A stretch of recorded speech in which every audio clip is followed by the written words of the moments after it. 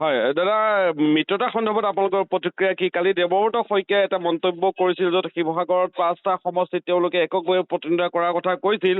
ক'ৰবাত নহয় ক'ৰবাত বিৰোধীৰ অস্তিত্বও নোহোৱা এনেকুৱা মন্তব্যই নস্যাৎ কৰে নেকি? কি ক'ব আপুনি? এতিয়া এই বিষয়টো দেৱব্ৰত শইকীয়াৰ মন্তব্য সম্পৰ্কত মই দেৱব্ৰত শইকীয়াৰ লগত কথা পাতিছিলোঁ আজি ৰাতিপুৱা।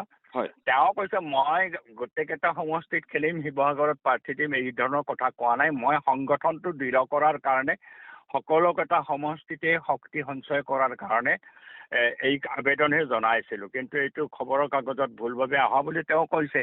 কিন্তু মোৰ মন্তব্যটো হৈছে যে এতিয়া আমাৰ সকলোৱে কথা কোৱাত অলপ সাৱধানতা অৱলম্বন কৰি যাতে বিৰোধী ঐক্য গঢ়ি উঠে, কোনো পধ্যে যাতে বিজেপি বিৰোধী ভোট বিভাজিত নহয়, তাক চিনচিয়াৰলি আমি সকলোৱে সেই সম্পৰ্কত কাম কৰা দৰকাৰ, কথা বতৰাও তেনেকৈ কোৱা দৰকাৰ বুলি মই অনুভৱ কৰোঁ। আৰু যিকোনো মূল্যত এইখন চৰকাৰ, যিখন চৰকাৰে অসমৰ সমাজ জীৱনক এটা থান বান কৰি দিছে, মানুহৰ সমস্যা এনেধৰণে বৃদ্ধি কৰিছে, কৰ্মহীনতাই ৰাজ্যখন চানি ধৰিছে, অন্য সকলো সমস্যা সমাধান হোৱা নাই। এনে ক্ষেত্ৰত যিখন চৰকাৰে নিৰ্বিবাদে মানুহক উচ্ছেদ কৰি পেলাই ৰাজপথলৈকে ঠেলি দিছে, এই চৰকাৰক পৰাজিত কৰাৰ কাৰণে বুজাবুজিটো ঐক্য বুজাবুজিটো গঢ়ি উঠা নিতান্ত প্ৰয়োজন। আৰু এই ক্ষেত্ৰত যাতে সকলোৱে সংযম ৰক্ষা কৰি পেলাই কথা বতৰা আমি কওঁ, আৰু যাতে এই বিৰোধী ঐক্য যিকোনো মূল্যত আমি গঢ়ি তোলোঁ, এইটো কথা আমি স্পষ্টভাৱে কৈছোঁ। বিৰোধী ঐক্য যদি গঢ়ি নুঠে তেতিয়াহ'লে এই বিজেপিক পৰাজিত কৰিব পৰা নাযাব। এইটো প্ৰসংগক্ৰমে মই বহুবাৰ উল্লেখ কৰিছোঁ, আজিও কৈছোঁ।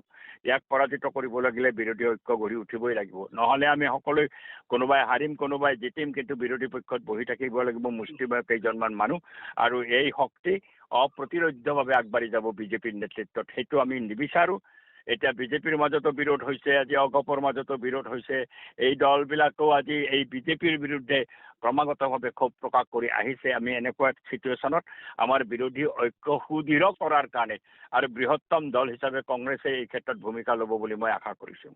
আপোনাক বহুত বহুত ধন্যবাদ এইখিনি প্ৰতিক্ৰিয়া জনোৱাৰ বাবে। ধন্যবাদ।